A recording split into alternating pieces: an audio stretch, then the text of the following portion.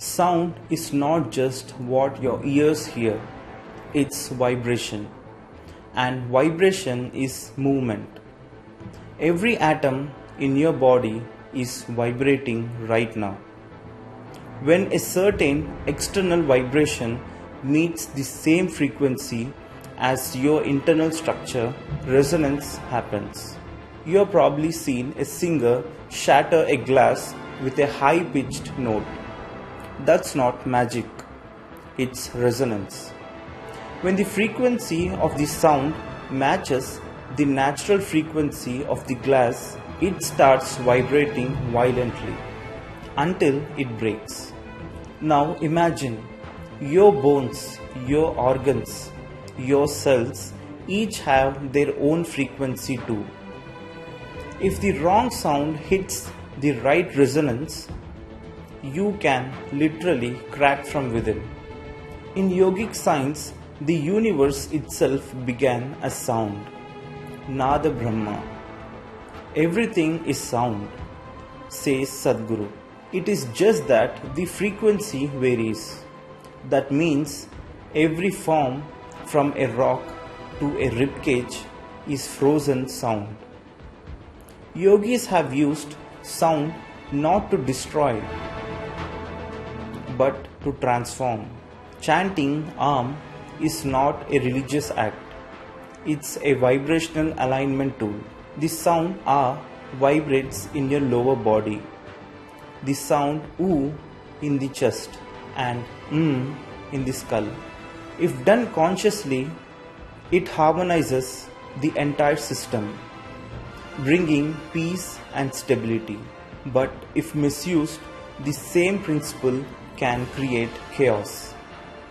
There are sounds called Marana mantras, which were traditionally used to destroy a being's life energy.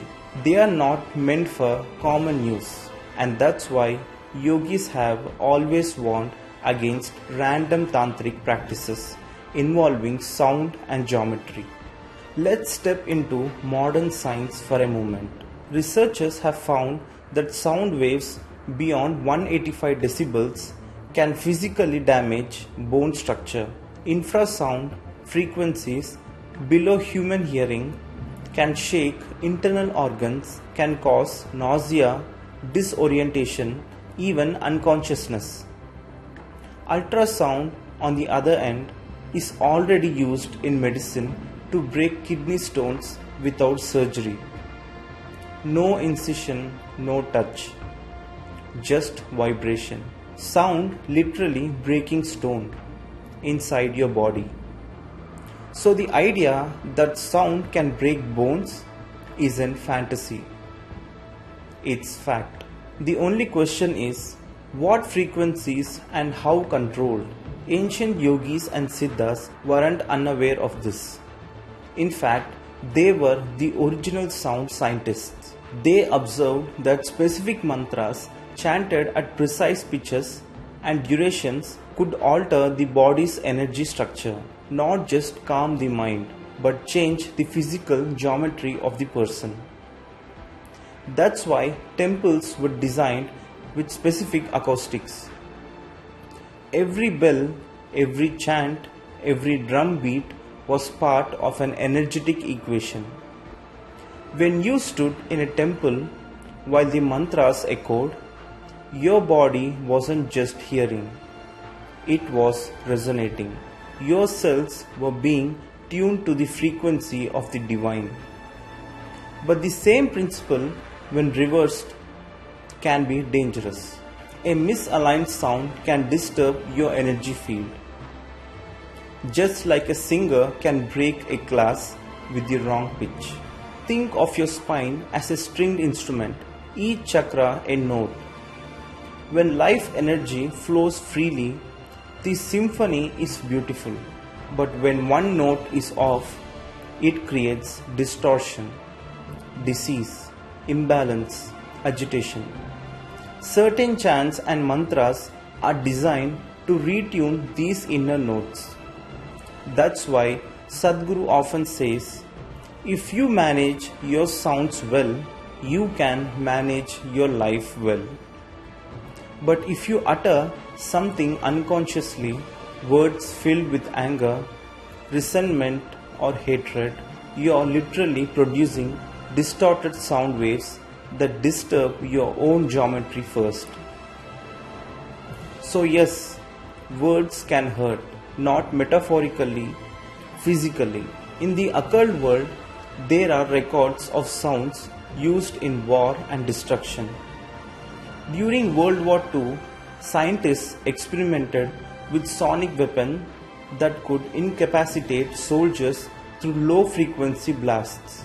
Even the Om or arm symbol, when used inversely with distorted intent, can shatter the mental balance of a person. But yogis never pursued these for harm.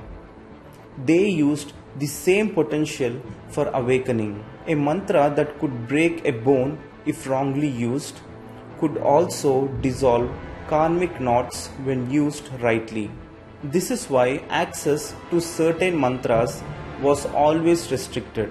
Only after years of purification and discipline would a disciple be initiated into them. Because sound without stability is like lightning in a child's hand. Today, our world is full of unconscious sound, traffic, loudspeakers, phones, machinery. Our body is constantly bombarded by random vibrations. This is why modern people are more restless than ever. But you can reclaim control.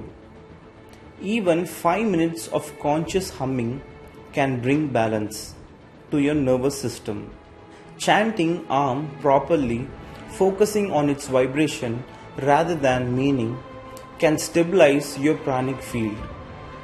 And silence, true silence, is the highest sound of all, because silence is not the absence of sound. It's the space that holds it. So, can sound break your bones? Yes, but more importantly, it can build you. Sound is creation and destruction, wrapped into one invisible force.